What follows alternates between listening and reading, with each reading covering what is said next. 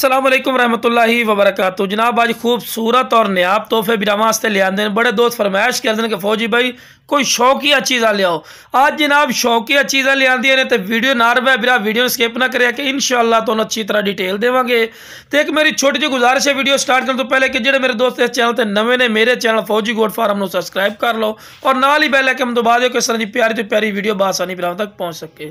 तो लो जनाब माशाल्लाह पहले नंबर पर माशाल्लाह पठोरा आ रही ने ब्लैक बीतल अमृतसरी माशाल्लाह पठोरा ने पठोरे के कन्ना दे बिरा लापर चेक करो माशाल्लाह चंगे लंबे कान तोता फेस और चंगी झालर और बिल्कुल ढिली चमड़ी दे विच ने और बिल्कुल बरीक पश और बिरा आंडी पठोरा ने कोई खस्सी नहीं है पे माशाल्लाह खूबसूरत और नायाब तोहफे ने।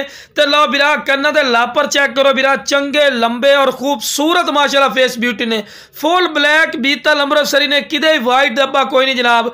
तो बिल्कुल खीरा पठोरे ने उम्र बिरा 7 तो 8 बयानी नहीं करने जी 10 महीने का नहीं बिरा 7 तो 8 महीने ने उम्र है पई और माशाल्लाह खूबसूरत माशाल्लाह चीज़ ने ब्रीडिंग क्वालिटी वाला बकरा ने अगर 2023 की कुर्बानी वास्ते रखो तो फिर भी जबरदस्त चीज है।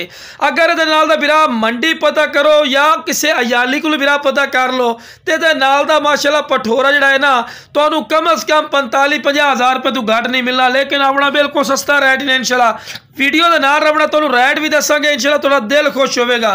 तो लो बिरा इस तो बाद तो माशाल्लाह ब्लैक बीतल माशाल्लाह पाट भी करे अमृतसरी माशाल्लाह पाटी ने बिल्कुल वाइट अख दे ने तोता फेस और चंगी झालर दे और कन्ना दे लापर भी चेक कर सकते हैं चंगे लंबे कान बिल्कुल बरीक पशम और बढ़न वाली चीज़ है जनाब। तो मुँह जनाब बिल्कुल खीरी उम्र 7 तो 8 महीने जो भी गल करांगे इंशाल्लाह कन्फर्म होगी।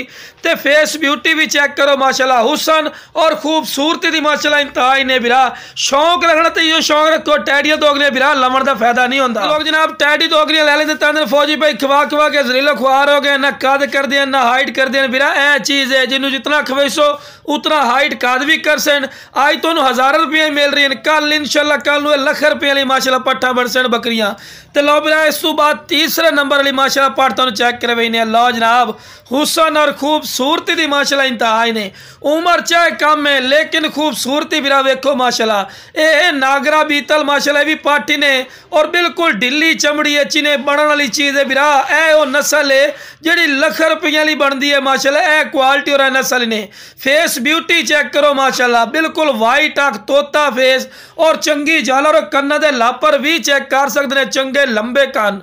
तो जनाब ए पाठे जी बकरी बन सी जनाब 1.5-2 लाख रुपये वाली बकरियां बनती हैं बिरा लाख रुपये वाली बकरी दी माशाल्लाह पट्ठन पे खूबसूरत माशाल्लाह चीज़ ने।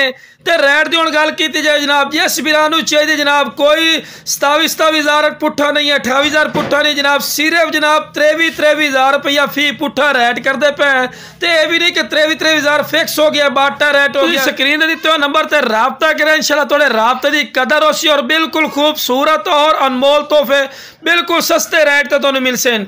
तो शौकिया चीज़ा ने बिरा इस तो बाद शौक और क्वालिटी नहीं होती बिरा।